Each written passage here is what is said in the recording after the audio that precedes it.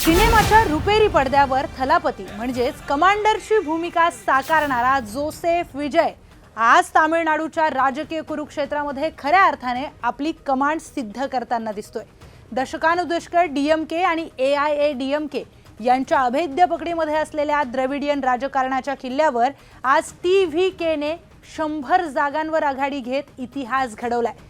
हे केवळ आकड्यांचं गणित नाही तर एका दीर्घकाळ टिकलेल्या राजकीय तिलिस्माच्या भंगाची घोषणा आहे, ज्याला भेदण्याचं स्वप्न रजनीकांत आणि कमल हसन सारख्या दिग्गजांनी पाहिलं, पण ते पूर्ण करू शकले नाहीत।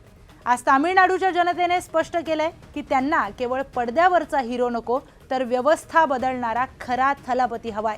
इथे एक महत्त्वाचा ऐतिहासिक संदर्भ आपण लक्षात घेतला पाहिजे। एनटीआर रामाराव म्हणजेच एनटीआर हे भारतीय राजकारणातील एकमेव सुपरस्टार मानले जातात, ज्यांनी केवळ 9 महिन्यांमध्ये पक्षाची स्थापना केली आणि सत्तेपर्यंत झेप घेतली। त्यांनी 1982 मध्ये तेलुगू देशम पार्टी म्हणजेच टीडीपीची स्थापना केली आणि 1983 च्या निवडणुकांमध्ये ऐतिहासिक असा विजय मिळवला। एकत्रित आंध्र प्रदेशचे ते तेव्हा मुख्यमंत्री बनले। एनटीआर यांनी तेलुगू आत्मगौरवचा मुद्दा उचलला आणि थेट जनतेच्या भावनांशी कनेक्ट साधला। पारंपरिक राजकीय समीकरणं एका झटक्यात बदलून टाकली। आजच्या या विजयाच्या उदयानं अनेकांना एनटीआरचीच आठवण करून दिली आहे। फरक फक्त इतकाच आहे की एनटीआर यांनी वेगाने सत्ता काबीज केली तर विजय यांनी त्याआधी दीर्घकालीन असं ग्राउंड वर्क करून आपली पायाभरणी मजबूत केली आहे। पण या सगळ्यांमध्ये प्रश्न पडतोय, रजनीकांत आणि कमल हसन कुठे कमी पडलेत? तामिळनाडूमध्ये सिनेमा आणि राजकारणाचं नातं हे फार जुनं आहे।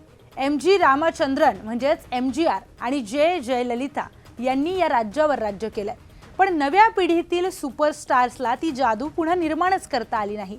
पण रजनीकांत यांची लोकप्रियता अफाट आहे। 2017 मध्ये त्यांनी राजकारणामध्ये येण्याची घोषणा केली, पण ठोस पावलं उचलली नाहीत आणि अखेर आरोग्याचं कारण देत त्यांनी माघार घेतली। यामुळे जनतेला त्यांच्या राजकीय इच्छाशक्तीबद्दल शंका वाटायला लागली।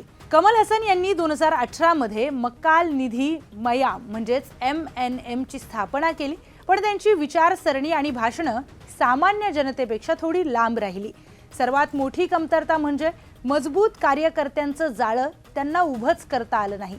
या सगळ्यांमध्ये सुपरस्टार विजयने मास्टर स्ट्रोक कसा मारला? विजयने नेमकं वेगळं काय केलंय? त्याचा पहिला मुद्दा फॅन क्लबचं राजकीय केडरमध्ये रूपांतर केलं। विजयचा सर्वात मोठा स्ट्रेंथ म्हणजे त्याचं विजय मक्काल इयाक्कम म्हणजेच VMI हे फक्त फॅन क्लब नाहीये। गेल्या दशकभरामध्ये रक्तदान, अन्नदान, आपत्ती मदत अशा सामाजिक उपक्रमांमधून त्याने आपल्या चाहत्यांना एक शिस्तबद्ध संघटनेमध्ये बदललंय। त्यामुळे पक्ष स्थापन करताना त्याला तयार असं केडर मिळालं। दुसरा महत्त्वाचा मुद्दा यामध्ये युवा आणि पहिल्यांदा मतदान करणाऱ्यांवर त्यांनी फोकस केलाय। विजयने थेट तरुण वर्गाला टार्गेट केलं। बोर्ड परीक्षेमध्ये अव्वल येणाऱ्या विद्यार्थ्यांचा सत्कार, पैसे घेऊन मतदान करू नका असा संदेश दिला आणि या सगळ्यांमुळे मध्यमवर्गीय कुटुंबामध्ये त्याची प्रतिमा एक जबाबदार नेत्याची बनली।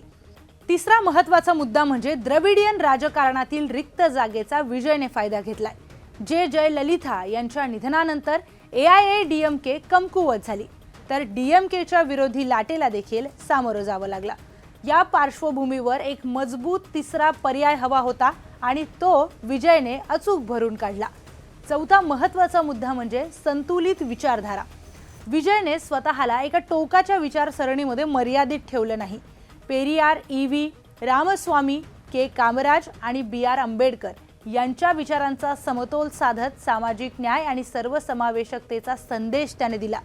पडद्यावरचा हिरो ते जमिनीवरचा नेता।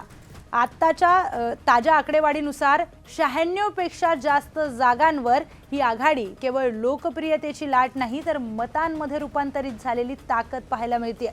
विजयने रॅलीमध्ये गर्दी तर खेचलीच, पण त्या गर्दीला मतांमध्ये बदलण्याचं कठीण कामही साध्य केलंय। अंतिम निकाल काहीही असू देत, पण TMVच्या या कामगिरीने एक गोष्ट मात्र स्पष्ट झाली आहे, विजयने राजकारणामध्ये येण्याआधी भक्कम तयारी केलेली दिसते आणि इतिहास सांगतो जेव्हा सिनेमातील सुपरस्टार जनतेच्या भावनांशी थेट कनेक्ट साधतो तेव्हा तो फक्त अभिनेता राहत नाही, तो सत्तेचा गेम चेंजर बनतो। आता पाहायचं फक्त इतकंच आहे की विजय एनटीआर सारखी झेप घेतो की तामिळनाडूमध्ये दीर्घकालीन राजकीय पर्वाची नवी सुरुवात करतो।